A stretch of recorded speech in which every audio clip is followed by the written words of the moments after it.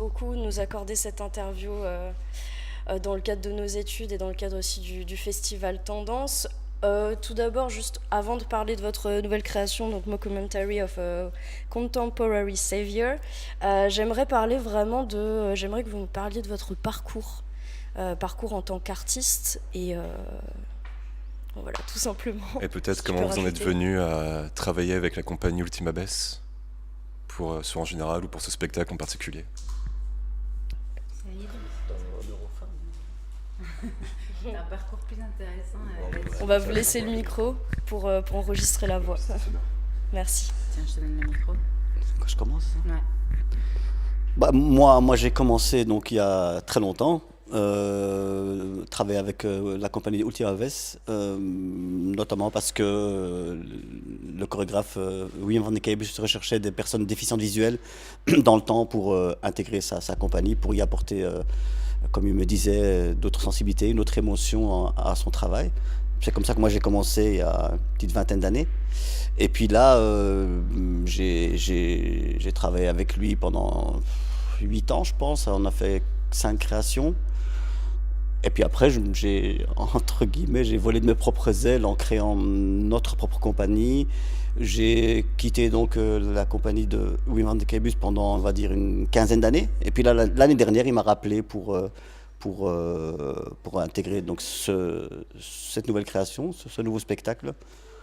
Voilà. Donc, et entre-temps, voilà, comme je vous ai dit, j'ai créé une compagnie à nous qui s'appelle Les Ballets du Grand Miro, dans laquelle on a aussi travaillé, on a créé différents spectacles. Et dernièrement, la thématique est principalement liée à la cécité, en gros. Voilà. À côté de ça, il y a pas mal de stages, justement, de sensibilisation, de stages de danse, toujours liés à la cécité. Voilà. D'accord, merci beaucoup. Et moi, je suis comédienne. J'habite en Belgique. J'ai travaillé avec des metteurs en scène belges et français et allemands. Voilà. J'ai toujours aimé rencontrer des personnalités fortes et qui faisaient des choses très différentes ou très extrêmes dans un sens. Enfin, des gens qui avaient un travail particulier, une manière d'aborder le monde particulière. Et donc, quand j'ai vu Wim, je l'avais rencontré il y a peut-être 10 ans, quelque chose comme ça, sur un court-métrage où il jouait aussi, moi aussi. Mais voilà, pas du tout sur son travail. Je suis pas danseuse, mais quand j'ai vu qu'il faisait une audition, on devait tous envoyer une vidéo. Et voilà, j'ai participé à l'audition, on était plus de 800, entre 800 et 1000, je sais plus très bien, un truc comme ça. Ouais. Et puis là-dessus, ils ont pris, je pense, 30 personnes pendant 3 jours. Et puis finalement, voilà, on s'est retrouvés à quelques-uns, dont moi. D'accord. Je pense qu'on peut parler de la pièce, à part si tu veux rajouter quelque chose, Jonathan, si tu veux poser une question, une curiosité, d'accord. Est-ce que vous pouvez nous parler un petit peu de la jeunesse de la pièce, vraiment comment c'est venu, quelle a été l'idée principale, l'idée fondamentale qui vous a amené à créer cette pièce? Je pense que Wim avait depuis un certain temps, tu me corriges, hein, Saïd, mais je pense qu'il avait depuis un certain temps l'idée de faire une pièce qui était en rapport avec la foi, et que c'était un sujet qui l'intéressait depuis longtemps. Donc il savait qu'il voulait traiter ça, et il avait quelques idées de départ, ce qui pour lui est déjà énorme, parce qu'en général, quand il commence un projet, il a zéro idée. Et qu'on commence en création totale. Mais là, il savait que c'était l'histoire d'un sauveur, que c'était de la science-fiction, que le sauveur serait un petit garçon et qu'il avait sauvé 7 personnes qui se retrouvaient dans un endroit que dans la pièce on appelle the safe room. Donc on ne sait pas quel est cet endroit non plus, métaphoriquement ce qu'il représente. Chacun y voit ce qu'il veut. Dans ces 7 personnes, il savait qu'il y avait la mère, donc ça c'est le rôle que je joue, qui est la mère du sauveur, qui était en même temps une espèce de Vierge Marie et de Marie-Madeleine à la fois, qui représentait toute la sainteté, toutes les prostituées, la femme, quoi, de toutes ses facettes. Il y avait Saïd. Ça, il savait qu'il y avait Saïd. Je pense que c'était la première chose qu'il savait, hein, c'était qu'il y avait Saïd, qui ne voit pas, mais qui serait le personnage visionnaire de la pièce, cette espèce de nouveau prophète ou celui qui, à l'intérieur de la safe room, voudrait reprendre les rênes, quelque chose comme ça. Puisqu'on a vu dans l'histoire que souvent, avant le Messie, par exemple avant Jésus, il y a toujours un prophète avant ça qui essaye de déclencher les choses, et puis c'est quelqu'un d'autre qui prend le relais. Antéchrist. Voilà, c'est ça. Il savait aussi qu'il y avait plusieurs nationalités. On connaît tous, il y a une Taïwanaise, Saïd qui est marocain, une Russe, un Italien, un Américain. Il y avait un Anglais qui a été maintenant remplacé par un Flamand, et moi qui suis belge. Donc voilà, ça c'était important aussi. Et c'est à peu près tout, non ? Il faut dire aussi qu'il a commencé à travailler dans ce qu'il ne fait pas trop souvent, qu'il a commencé à travailler avec un dramaturge, donc de traiter le texte dès le départ. Chose qui arrive petit à petit, mais là c'est vrai qu'il y a eu un dramaturge. Un auteur en fait. Ouais, auteur plutôt, pardon. Ouais. Un auteur avec qui le travail s'est fait en même temps, c'est-à-dire qu'en même temps, nous on faisait des improvisations, et sur base de ces improvisations, parfois l'auteur réécrivait quelque chose, mais c'était rarement l'auteur qui écrivait quelque chose et puis nous, en fait jamais, je crois. Non. C'est jamais lui qui a écrit quelque chose et puis nous qui devions le jouer. On créait, et à partir de ce qu'on créait, il parfois réécrivait ou agençait ou voilà. Mais ça vient surtout de toutes nos improvisations. Ouais, en règle, il y a peut-être eu 2-3 trucs qui se sont faits quand même de sa part. Mais c'est vrai qu'en général, c'est ça. C'est à travers les improvisations qui ont été réalisées par les interprètes. Ouais. Et par rapport à ces improvisations, j'ai pu voir dans les spectacles différentes collaborations avec des comédiens, des danseurs, des musiciens. Je pense notamment, il y a quelques années, j'avais vu Speak Love, You Speak Love. Et il y avait une chanteuse dont je me souviens plus du tout le nom. Et si vous travaillez tous ensemble sur scène à travers les thématiques de Van Dockibus, comment se passe le processus créatif entre vous tous qui venez tous de différents milieux artistiques ? Il n'y a pas vraiment de méthode, mais tout le monde est à la même enseigne, quoi. Tout le monde travaille. Oui, mais quelqu'un qui réfléchit de manière physique et énergétique, j'ai l'impression. Et donc... c'est jamais par un travail à la table, ça passe toujours par être sur le plateau et faire des improvisations physiques. Ouais, il faut dire ça, comme le dit Annabelle, c'est vrai que oui, moi je trouve que sa qualité principale, pour moi, enfin une des qualités principales, c'est vraiment de faire parler et danser tout le monde. Que tu sois danseur, que tu sois acteur, que tu sois... la chose principale pour lui, c'est, comme dit Annabelle, c'est de passer par la scène, de passer par le corps. De passer par le physique, c'est quelque chose de très primordial dans son processus à lui de travail, quoi. Et ça, c'est... tu peux peser 50 kilos comme tu peux en peser 200, il te fera bouger même si tu pèses 200 kilos, quoi. Il n'y a pas de souci, vraiment, c'est quelque chose qui fait partie de lui, quoi. Ouais, c'est plus par rapport à l'énergie que tu dégages, en fait. Voilà, c'est ça qui lui importe. Oui, voilà, et donc, il va te faire dégager de l'énergie, quelle qu'elle soit. Et si c'est une énergie plus lourde, plus légère, plus acrobatique, Enfin, vous verrez, par exemple, la Russe qui est danseuse, évidemment, elle peut faire des choses dont moi, je suis incapable. Mais tout le monde était logé à la même enseigne, on avait tous exactement un échauffement pareil, et puis après on improvisait tous ensemble. Mais comme tu dis, je crois que c'est exactement ça, l'énergie dont tu parles, c'est vraiment, c'est ça en fait. Je pense qu'en général quand il prend quelqu'un, c'est un peu une projection à lui-même. L'énergie que lui dégage, il essaie un peu de la retrouver chez les autres. Et c'est ça qui fait que, oui, il prend les gens qui ont cette énergie-là, qui est en lui, quoi, quelque chose qui est vraiment inné en lui. Et je pense que s'il n'y a pas cette énergie-là en nous, il ne sera pas attiré par ton travail ou par ta manière de bouger, je pense. Moi, c'est toujours ce que j'ai pu ressentir, en tout cas. Oui, c'est quelqu'un de très généreux dans le travail et dans et dans l'énergie qui circule. Il fait circuler de l'énergie. Et donc c'est ça qu'il recherche, même si c'est différents types d'énergie. Hein. Quand il dit par rapport à lui, c'est pas la même énergie que lui exactement, mais c'est faire circuler quelque chose. Et c'est ça, voilà. Donc on travaillait tous ensemble comme ça. C'est vrai que ça donnait quelque chose de spécial, mais ça donne aussi une solidarité très grande que je trouve qu'il y a dans peu de spectacles, parce qu'on prend soin tous les uns des autres. Les danseurs prennent soin que ceux qui savent moins bien bouger puissent suivre. Il y a une Taïwanaise qui avait 17 ans quand elle a intégré, elle parlait ni français ni anglais. Il fallait aussi faire attention à elle. Chacun faisait attention à tout le monde et à ce qu'on puisse cohabiter ensemble. Ça, c'était très beau. Ouais, c'est vrai. C'est une super chance pour nous, en tout cas.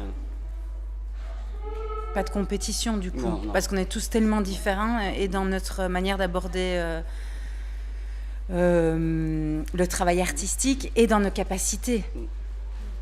C'est vrai quand il y a un taux d'humanité assez important, l'artistique s'en ressent, je pense, plus facilement, et on arrive plus facilement à faire partager tout ça entre nous, quoi. Ouais. Moi, il y a quelque chose qui m'a frappée, et c'est dans le titre même. Ouais. Mockumentary veut dire faux documentaire. En traduction, parce que je me suis dit, je connais ce mot, je cherchais.